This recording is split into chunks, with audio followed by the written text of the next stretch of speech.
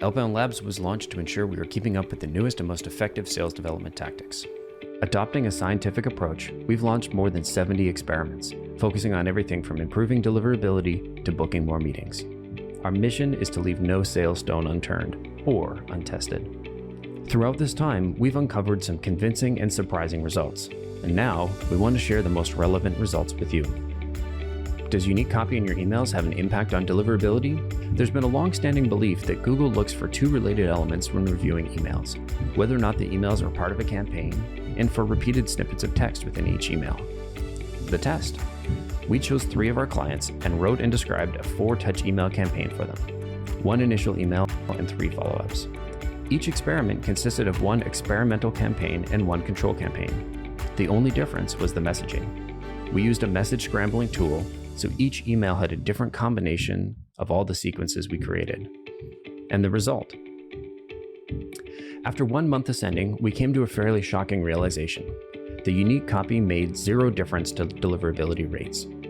So, keep writing good messaging and sending good emails to the right people. That's what really counts. Despite the ever-present pressure to send more emails and the threat that sending too much email might affect a campaign, the question remains, how much can you really send? The test.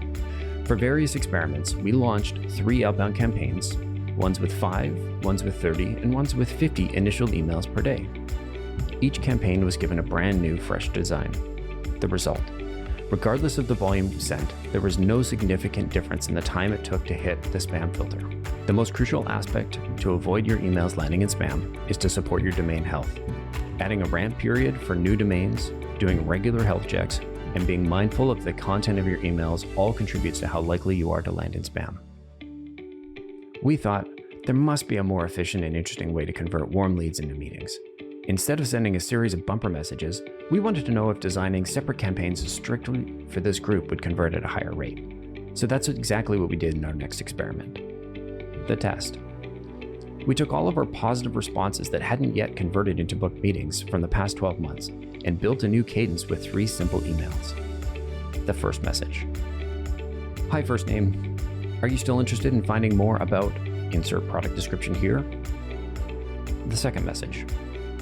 Are you still the right person? And the third message.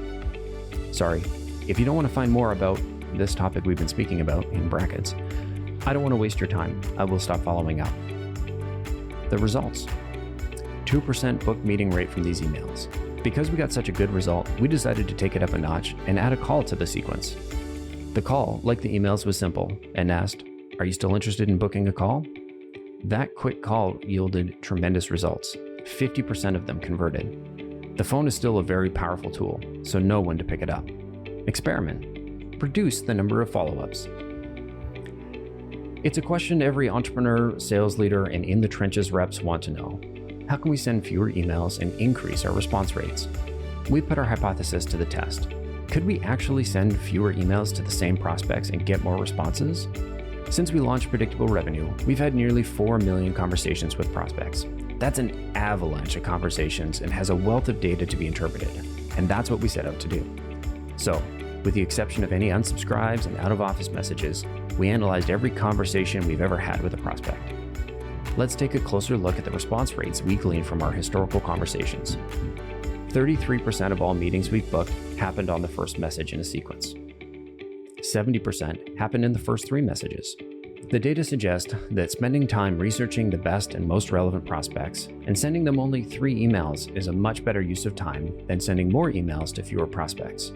Prospects are more likely to reply with a valid response to one of the first 3 emails.